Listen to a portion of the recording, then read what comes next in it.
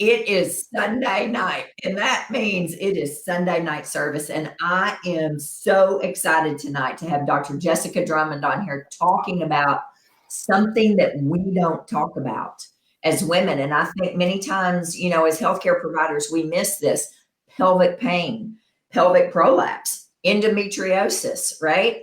Painful intercourse. I mean, that's a big one that I think gets overlooked, and we're talking all things pelvic health tonight. And I'm so excited, Dr. Drummond. I met her 2 years ago, 2 or 3 years ago. I don't know. Where's the time go? In California. And I sat in on an 8 hour, about 8 hours of a workshop she did. She and Trudy Scott, the anti-anxiety food solution who we've had, or I don't know, mood solution. And I learned so much from her in 8 hours. I wanted to bring her on, and I'm thrilled to death. And I'm going to tell you a little bit about her, and then we're going to dig right in here to pelvic health because she has so much to share. But she's a physical therapist. She has her doctorate, though, in nutrition. Is that correct? Yeah. She's a functional she practices functional nutrition, integrative women's health, and she's a physical therapist. 18 years of clinical experience as a pelvic and women's health physical therapist, clinical nutritionist. She's also a health coach. She has a whole team of people below her. She cares deeply about empowering her patients, and I can vouch for that, to take control of their health. And she's passionate about teaching effective conservative tools and strategies to healthcare colleagues and healthcare providers, which is how I set in on her. She teaches internationally at the postgraduate level on women's health topics. She maintains a small private practice, virtual practice, where she continues to work with patients from all around the globe. She has her own healing journey story, and I'm telling you, this woman is the real deal, and I am thrilled to death to have you on here tonight. And it's a big deal to come in on a Sunday night. Thank you for taking time out, Dr. Drummond. I appreciate you more than anything. Thank you so much for having me. It's really fun. Oh, it's going to be fun. Hey guys, as soon as you get logged on, hit your heart buttons, hit your like buttons, and tell us where you're from. I'm going to put her website in real fast here, so that you can take a picture of that or click on it later. But I mean, I just want to know how in the world did you get involved with pelvic health, and specifically women, right? No men. You work with just women. Yes, now I work with just women. Although every once in a while we work with a man, but generally just women. And is this echoing for you? I'm sorry. It is. I can hear it. Hang on 1 second. It wasn't echoing earlier. So while she's figuring that out, guys, I think I have a lot of patients with interstitial cystitis, right? I have a lot of patients with painful intercourse. I have a lot of patients with endometriosis, pelvic prolapse. I literally, 10 minutes before this came on, I had a woman message me on Facebook who had no idea that I was talking about this tonight. And she said she has a terrible pelvic prolapse. I said, perfect for you, because tonight I'm talking to a physical therapist that this is her specialty. So, okay, tell us how you got started in this. Yeah, so I graduated from school little more than 20 years ago now. And I always thought I would focus on sports medicine, which is where I started in orthopedics. I was an athlete as a kid and a teenager, and honestly, really my whole life. But my clinical practice was in orthopedics. And then I started to become interested in really women specific. So when we think about physical therapy, we carry around our pelvis models, right? You're really working with the muscles of the pelvic floor, and all of these connect with the whole pelvis, with the spine, with the tailbone, with the hips. And so I began to specialize my practice to working with women's specific orthopedic issues. So issues with the joints, the muscles, the nerves of the pelvis, of the spine, of the abdomen in pregnant women and postpartum women, shoulder pain issues in women who had had breast cancer surgeries, pelvic prolapses, I was even doing manual therapy in the middle of women having labor, in the middle of labor when they were having back pain and things like that. So, but what our profession, so this was back, more than 15 years ago, struggled with the most was the chronic severe pelvic pain related to things like endometriosis, vulvodynia, period pain, sort of not unidentified sexual pain, vulvar dermatological pain conditions. When things got, to this kind of chronic pain state, we were sort of limited in our tools. And at the time, everyone was limited in their tools. And really the only answer were things like opioids or nerve stimulators or injections or a multiple ablation surgeries for endometriosis. I mean, I had patients routinely have 15, 20, or more surgeries, repeat surgeries, scar tissue surgeries, and none of these things were very effective. Now, and certainly in some cases, physical therapy alone was effective. Some of the surgeries were done well and the cases were more mild and it was okay. But we had a lot of people who we would hit a plateau or, the tool wasn't effective really and problematic in the case of the opioid addiction. Right.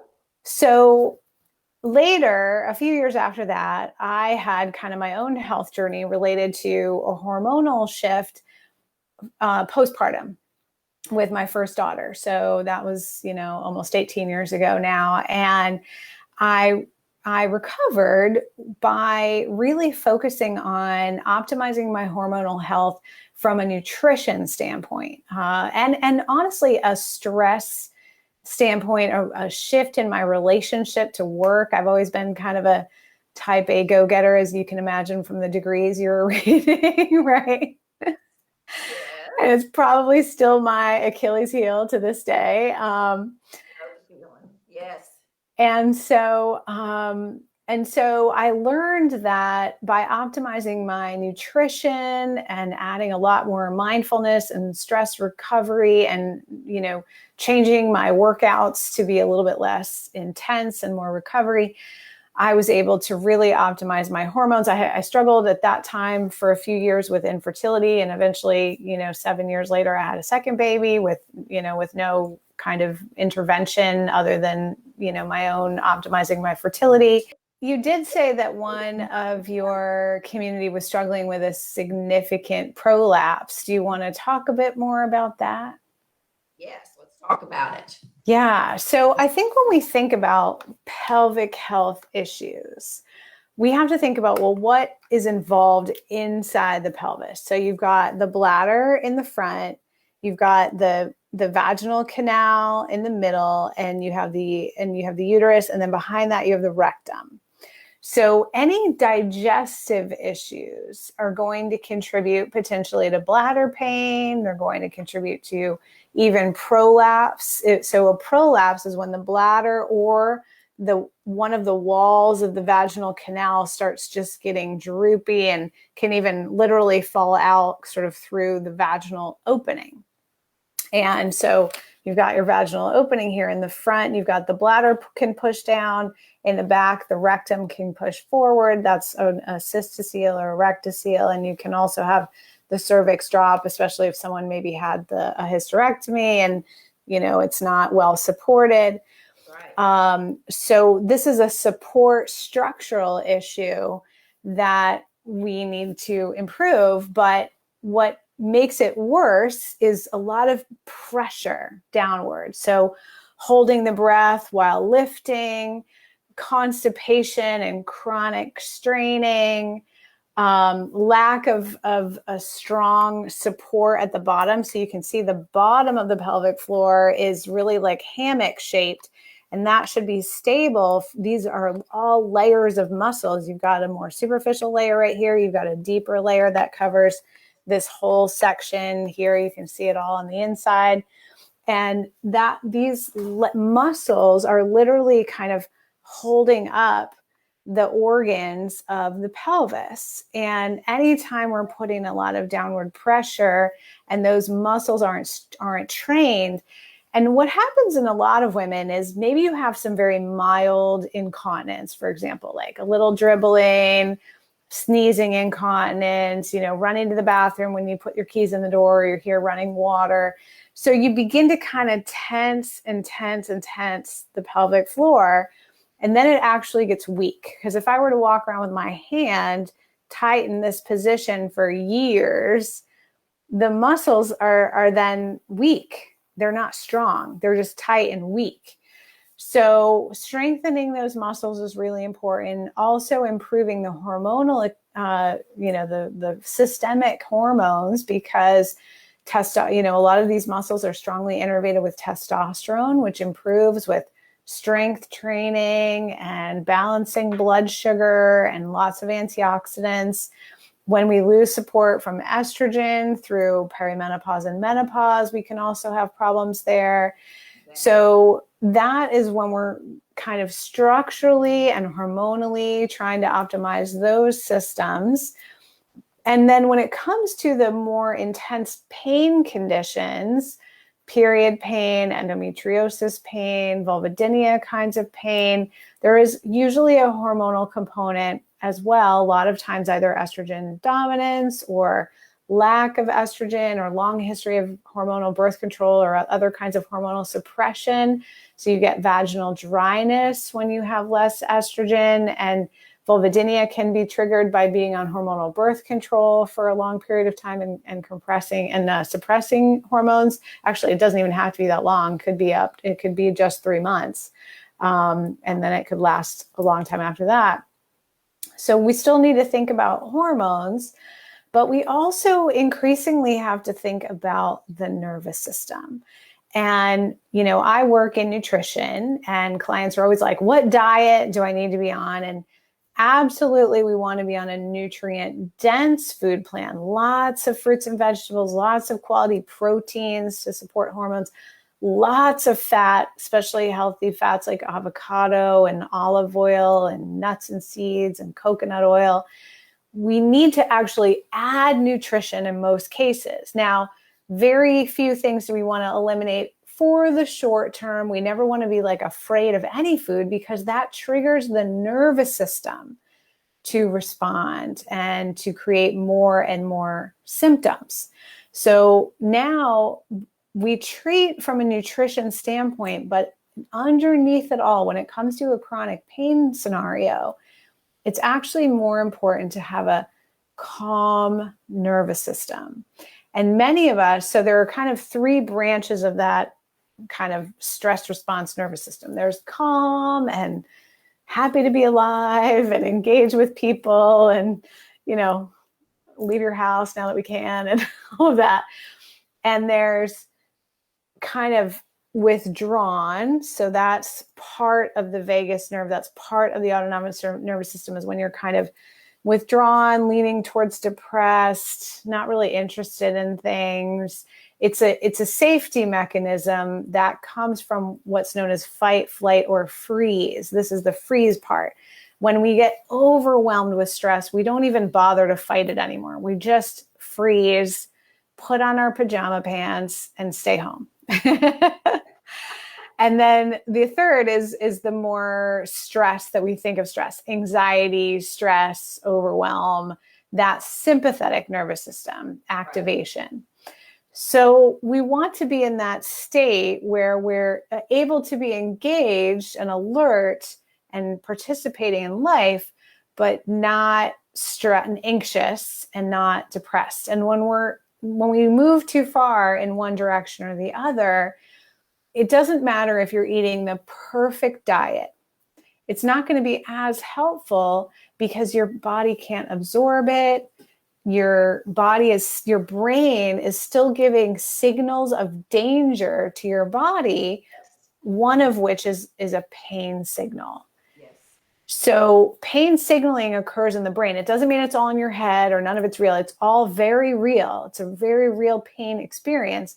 But the pain experience is modulated by all different inputs in the brain. And we know this because there isn't a direct relationship between tissue damage. Like, you don't have to have a big cut on your vulva, or you don't have to have a lesion in a certain place in your ovary to have pain localized to that area. It doesn't matter if people with endometriosis that is very severe can have much less pain than people who have endometriosis that's not as severe. So it's about what's going on at the level of the tissues, the vulva, the bladder, the pelvis, the uterus, if there's endometriosis lesions, endometriosis lesions growing, or things like fibroids. That's a part of the equation, but it's not the entirety of the equation. All of the other signals that come into the brain really help to determine how intense and how localized and how consistent pain is. And that can vary with hormonal cycles, but it ultimately comes down to having a healthy nervous system response, if that makes sense. Wow. Yes. Yeah. Oh, it makes perfect sense. So are there any patients going through menopause or who have endometriosis or vulvodynia or painful intercourse? Are there any other symptoms that are involved with that, or is it just pain? Yes, often there's anxiety, insomnia, even depression. So when the nervous system is out of whack, there are other symptoms of that. With painful sex related perimenopause, you can have all the other symptoms of perimenopause: hot flashes, abdominal weight gain, hair loss, dryness everywhere, joint creakiness, skin dryness, eye dryness. And then with endometriosis, we see infertility, we see pelvic pain, period pain, irregular cycles, sometimes really heavy bleeding. Digestive issues are very common, bloating, constipation especially, but it can also be diarrhea sometimes. Vulvodynia is really kind of an autoimmune presentation. Endometriosis is a bit autoimmune as well.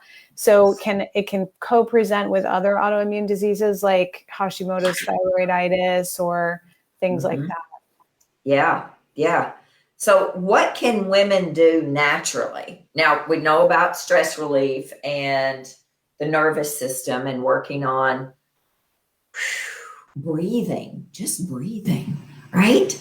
I mean, that's huge. We only use about 15% of our lung capacity. When I was teaching yoga, I learned that. And, what else can women do naturally to help with pain or? Yeah.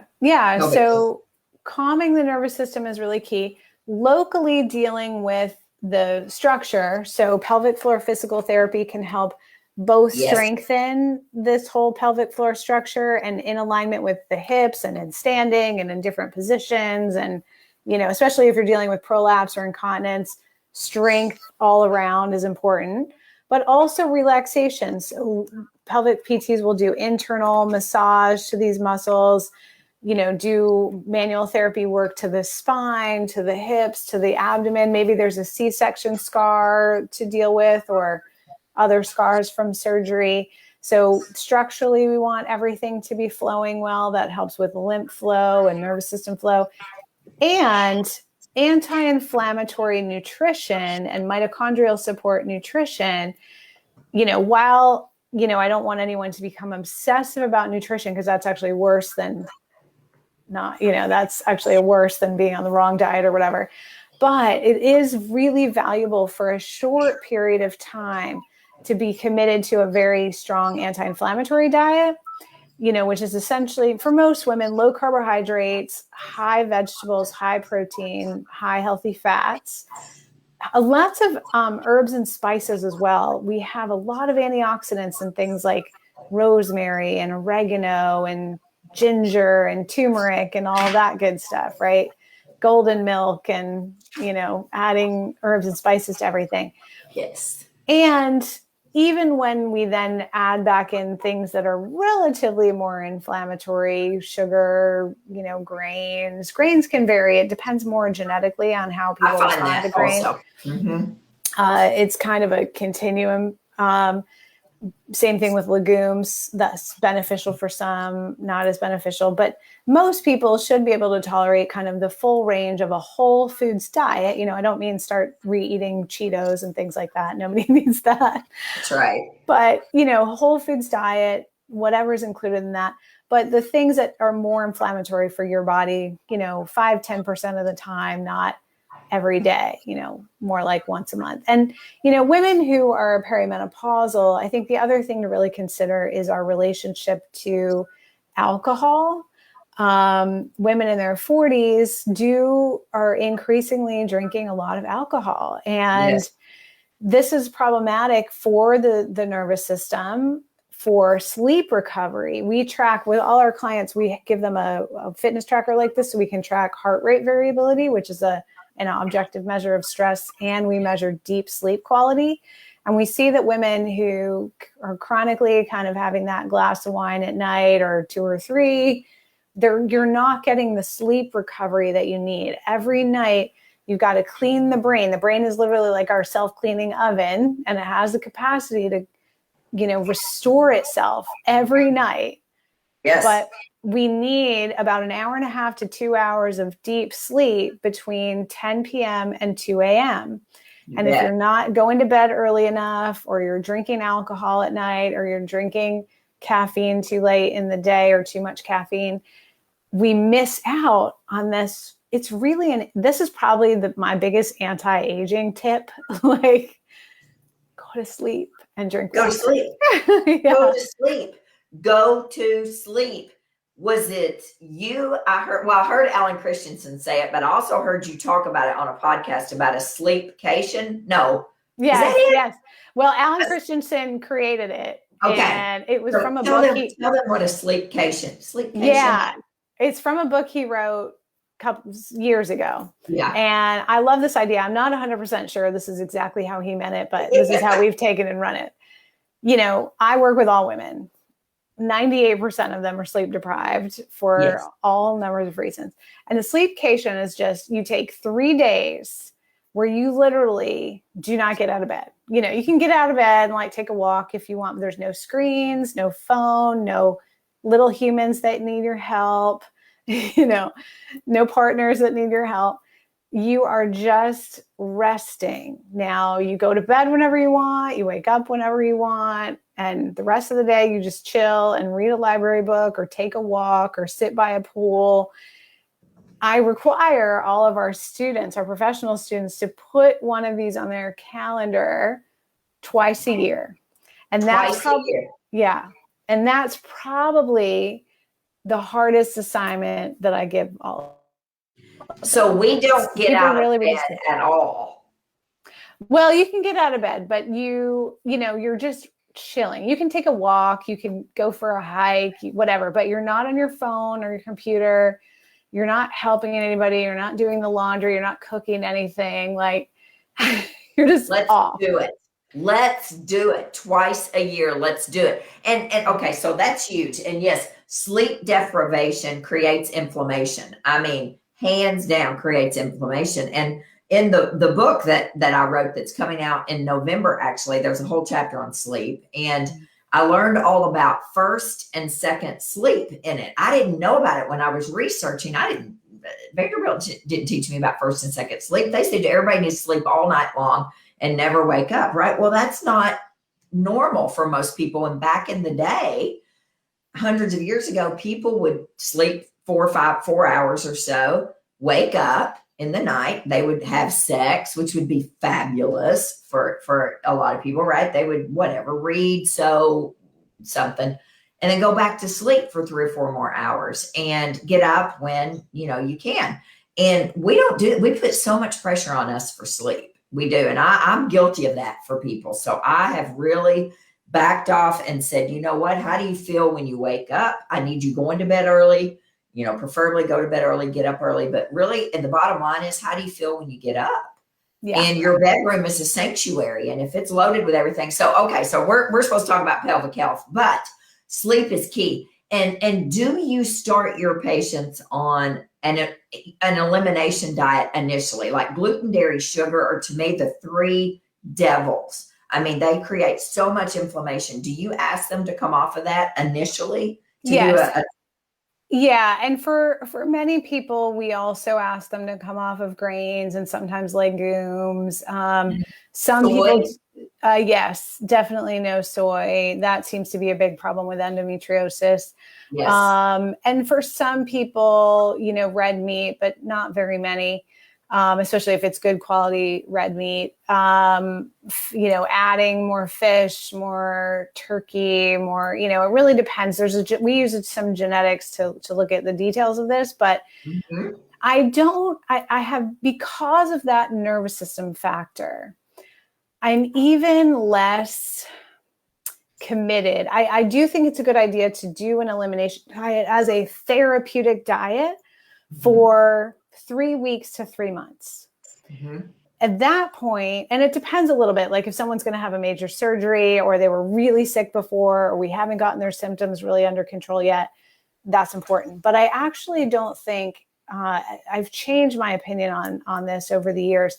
I'm more concerned about keeping a really open and flexible nervous system so that we are more resilient than being very committed to elimination. Now, I don't mean that you should be drinking milk with every meal or eating gluten every day, but if there's no genetic reason not to, once a month, once every couple weeks, like I want people to just not be on a subconscious level afraid of anything, if that makes sense. Right. However, there's a therapeutic reason to kind of take that inflammation off as a way of relaxing the system.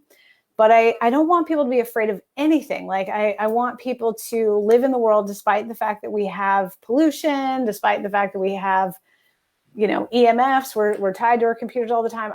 I'm mindful of not scaring the nervous system, if that makes sense. Absolutely. Absolutely. Yeah. Hey, I just thought of something actually when you were showing that pelvis, because I'm a nurse midwife and then I went and did family practice. But I always tell patients, you weren't born sick. Most people were not born with lupus. Most people weren't born. Some people are born with issues. Absolutely. But most people aren't born with high blood pressure or high cholesterol. We turn that on. Right. But I got to thinking about this as you were maneuvering that pelvis. Are some people, because of birth injuries, this is what I'm trying to get to. Are there some people that maybe are born with a pelvic injury or something? Is there something from birth that also could be affecting someone later in age? Or am I way off course? Possibly. That's not something I see a lot, although endometriosis is partially a genetic disease. So it does run in families, but it's also, so you will have, about 9% of fetuses when they do these studies and 10% of teen and adult women have endometriosis lesions at birth, but they're not really active until that sort of pre-puberty timeframe, sometime between 8 and 12. So it usually starts as kind of, unknown reason, digestive issues. People usually get diagnosed with like IBS or like just anxiety or something like that when they're a kid, and they keep having to go to the nurse with like stomach cramps and things like that. And then it will show up more cyclically as their cycles regulate. But, it can take up to 12 years for menstrual cycles to regulate optimally. So if someone gets put on birth control when they're 14 or 16 or something like that, that time frame gets a bit messed up. So while it's not, a birth injury per se, endometriosis does have some genetic underpinnings, but we can improve the inflammatory factor. We can, there are good skilled excision surgeries now, which can take the lesions out of the way and without so much scarring and all of that we do rarely. Or no, well, we do them regularly, but then we don't often have to repeat them like 15, 20 years ago when I used to see it all, 20 surgeries in a patient.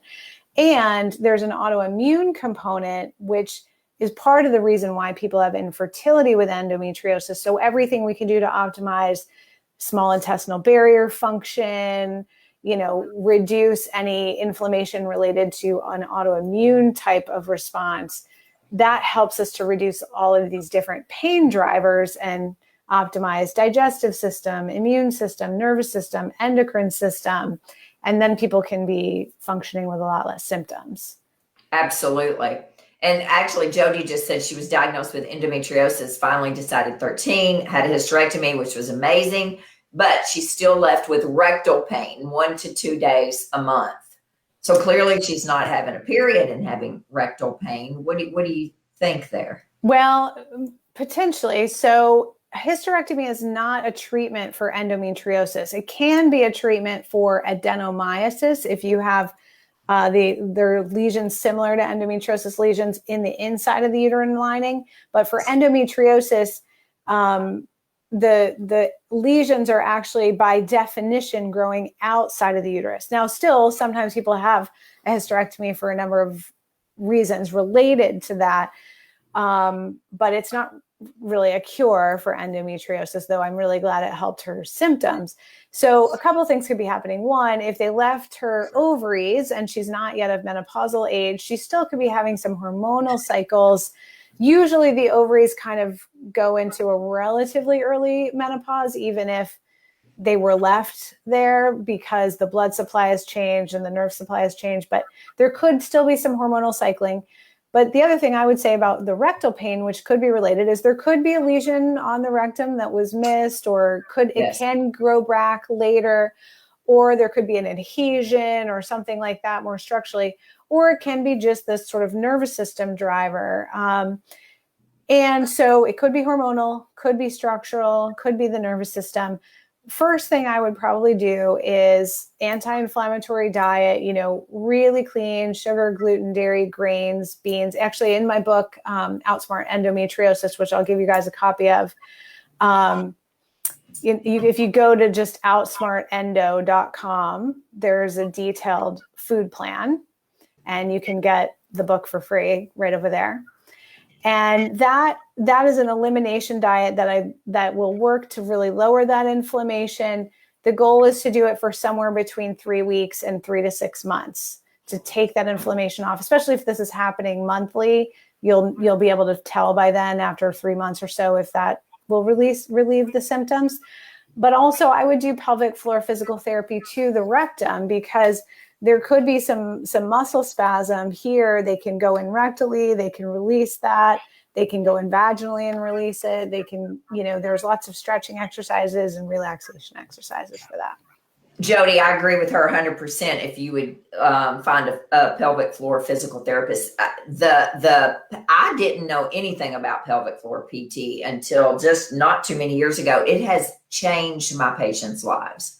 Absolutely changed my patients' lives. And so, okay. And this other woman just said, and Megan said, she had 13 surgeries or something, still had a hysterectomy, still had endometriosis come back over and over, and surgery was not a treatment for her, which is what you just said. Right. Well, hysterectomy is not a treatment for endometriosis. Yes. What's called skilled excision surgery, where they literally go in like cancer surgeons and take the lesions out wherever they are. And there could be lots of them. Endometriosis can be not just in the pelvis. It's been found in the knee, on the diaphragm, in the nose, on the lungs. It has caused lung collapse in people. I mean, endometriosis is a systemic disease. Yes. Do you know, I had a patient probably a couple months ago. I'd never heard of it in the nose. They found it in her nose also. Yeah. So because it's a systemic disease, we want to think about systemically lowering inflammation, mindfulness, vagus nerve toning, wearing this, track your heart rate variability, see where you have stress in the day and what you can do to mitigate that. Do the food plan in the book, let go of alcohol, sugar, caffeine for a few months, really just get that inflammation lowered, kind of take the pressure off the system. And then in that case, when you've had 13 surgeries, years and years of inflammation, what we have to do is go to the nervous system, because there isn't going to be like a treatment. We have to calm the brain at the level of the nervous system, which means lower the inflammation with the nutrition plan, lots of hydration, lots of support, lots of mindfulness, and pelvic floor physical therapy concurrently for a long time. This is now we're rewiring everything. Yes. Okay. Yes. So there's not going to be like you go to 3 sessions or 3 months. This is probably for a year, 18 months, something like that, where we're just retraining the nervous system. That what we really have to do is teach the sympathetic nervous system that you are safe. Which you can't just tell it. It has to believe you, which it doesn't right now. You've had all this trauma to your, the surgeries alone, 13 surgeries alone is a medical trauma. So we also have to do trauma-informed physical therapy, potentially mental health therapy, which helps a lot. There's a woman, Alexandra Millspa, who I refer many of my patients to. She's a psychotherapist who practices virtually all over the world, specifically in trauma with pelvic pain. Alex Millspa, you can Google her, Milspaw. But there are all these tools that we have now for really helping us separate the kind of thought conscious brain, the frontal lobe, from the limbic system, which is that, automatic response to keep you safe. The thing about the brain is it's designed to keep us physically alive. It's not designed to keep us comfortable. So once we understand that, we can start retraining the brain to believe you that it's safe. But right now it doesn't believe that because there's trauma upon trauma, plus inflammation, plus potential autoimmunity, plus whatever else has driven you to this, years of nobody believing you, years of getting bad treatment. So we have to go deep and slow now, eat really nourishing, take great care of yourself. I've listed in the book lots of strategies around this. And it really does, over time, we can start to unwind that constant signaling by the brain of, essentially it's a constant danger signal. Yes. Yes. I mean, it's like PTSD. Yeah. I mean, it's a level of trauma for sure. It is absolutely a level of trauma. Is there, because there are people watching from around the country, actually, is there a network of pelvic floor physical therapists? Is there a network that people can try to find? So in the book, I've listed a number of like online places where you can search for pelvic health trained physical therapists, depending on your zip code and things like that. So there are a lot of websites listed in the book. And what I would say is if you have a chronic pelvic pain condition, severe, something like this, endometriosis, vulvodynia, it's been going on for more than 6 months, sometimes, 10, 15, 20 years. Definitely before you go see that PT, make sure she's really trained and has a lot of experience in endometriosis. It's super valuable if she's done training in what we call visceral physical therapy and or visceral vascular physical therapy with a place called Baral Institute or Upledger Institute. What that kind of therapy does is it helps us create space around the organs of the pelvis for your digestive system to work better, for the ovaries to kind of be able to move. Like our organs should have fluidity within the fascia of the pelvis. And a lot of times when you have these inflammatory conditions and multiple surgeries, things get really sticky. And so that specific training can be helpful. And then visceral mobilization and vascular mobilization also helps with some manual techniques to get to the nervous system at the level of the brain and the spinal canal. Oh my gosh, this is fantastic information. These are things that people need to hear. And I mean, do you use, I know you work on this, but also, I mean, you look at adrenals, and hormonal health is so important. I mean, as a 55-year-old woman going on 56, I mean, the hormones are so important. Perimenopause, menopausal women, and these, many times these providers don't believe that a woman needs any hormones at all. And the first thing to dry up menopausal wise is the vagina. I can tell you that. And if you don't keep that hormonally healthy, I mean, we're in trouble. So and the fact you mentioned testosterone is really important. So hormones and adrenals and gut health, it's all connected. I mean, you have Absolutely. to eat well, sleep well, move well, poop well, decrease stress, cultivate community. I mean, all these steps work together. And I mean, the things that you've said tonight are fantastic, but you know, the nervous system side of it, I think we miss a lot, because just like several people said on here, they're on nerve pain medication now as well, you know, but, and lots of things, and pain medicine and all that. I mean, it's interesting. Megan says, any thoughts on spinal cord stimulator? This has been suggested by a few physicians. I haven't seen that so much recently. We used to see spinal cord stimulators implanted a lot more often 10, 20 years ago when, you know, the surgeries were so much worse. You know, of course, as a physical therapist, I generally saw the cases where the spinal stimulators failed or made things worse. It's fairly invasive. So it's not my first choice. You know, we can do external TENS units, things like that. If nerve injections are helpful, possibly that's an option. There's a great rehab clinic in New York. Actually, they have multiple locations now, called like Pelvic Rehab Medicine. Allison Shirkandi is the medical director. She originally started that practice in New York City. They are a group of physical medicine and rehabilitation physicians who do specialized injections for pelvic pain. And they use a lot of even homeopathics and really gentle local things. That's probably where I would start personally before going the nerve stem, you know, implanted in the spinal column nerve stem route, just to see if, you know, neural injections are at all helpful. But, you know, that's one of those things that gets pretty tricky from a risk benefit standpoint. Right, right. Okay. Anything else that you would suggest that these women, you know, do before we tell them how they can reach out to you and how they can work with your team and all of that? And if there's any providers watching, how they can be trained as well. Anything else?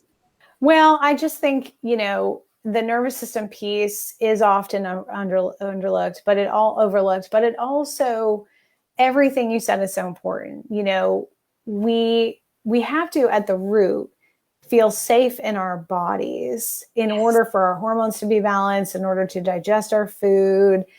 And so all of this happens concurrently. We're doing good things to feed the gut microbiome. We're adding probiotics. We're adding, you know, we're normalizing cortisol curves and adding DHEA. And, you know, with endometriosis, it's tricky to, you know, add estrogen, but maybe would do estrogen support things in the liver, like cruciferous vegetables and DIM and broccoli extract. And, you know, we have lots and lots of tools for kind of optimizing those systems from that standpoint. Yes. But at the root, the body has to feel safe on a subconscious level, which is something we can't muscle. We have to practice.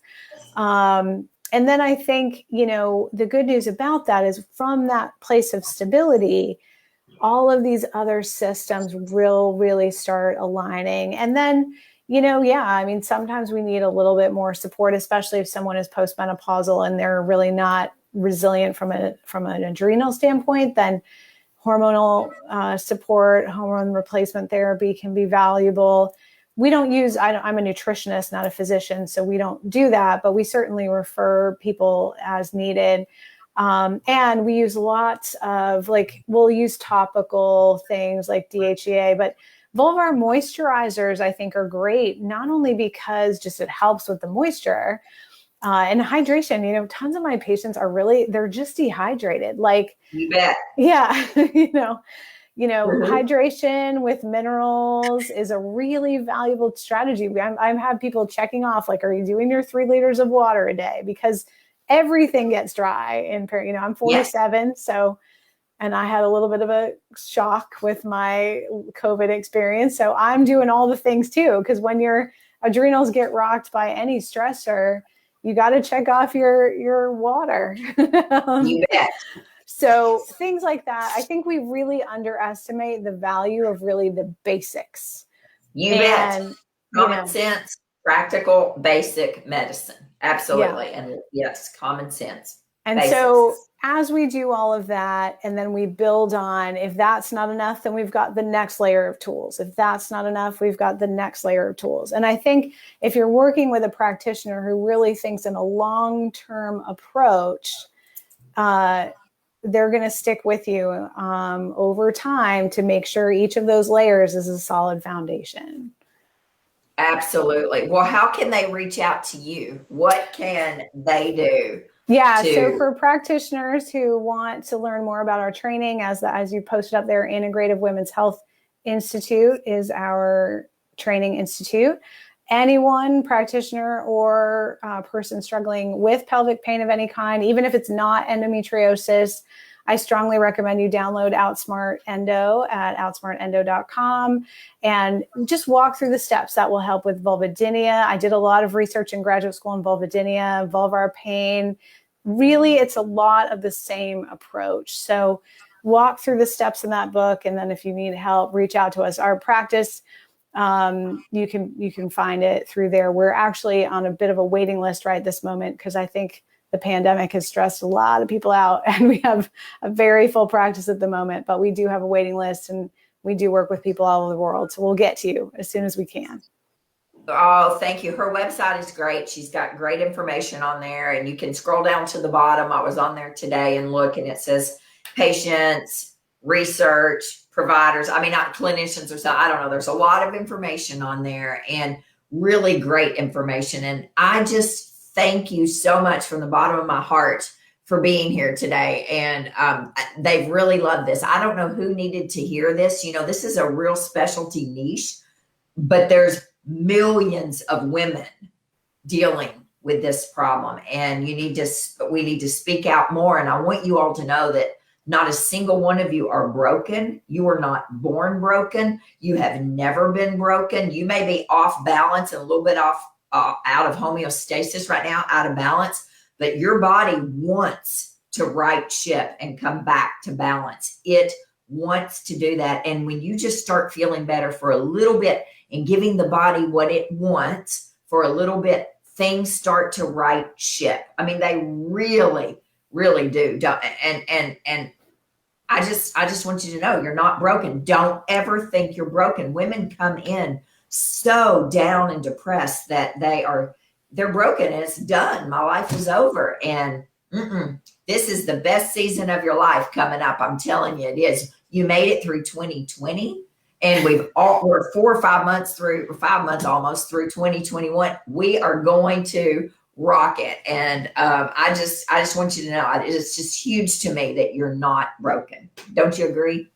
Absolutely. Absolutely. And you know, I think you and I both embrace this time. Like, you just dive in and enjoy it. You know, follow our Instagram page where we're making juice in the morning and we're cooking. Yes. You know, we're here now, so let's enjoy it. That's exactly right, ladies. So listen, next Sunday night is Dr. Ryan Jones, who is my personal dentist. He's a functional medicine integrative dentist, and he's going to be talking about oral health and heart health and just oral health and full body health. And, you know, one of the first things we let go when money's tight is dental care and eye care. And it's so important to take care of your teeth. I can't wait to get him on here. So next Sunday night, let's show him a whole lot of love, 6 p.m. Central Time. But Dr. Drummond, thank you so much. I appreciate you more than you ever know. Thank you. Appreciate you. Thank you.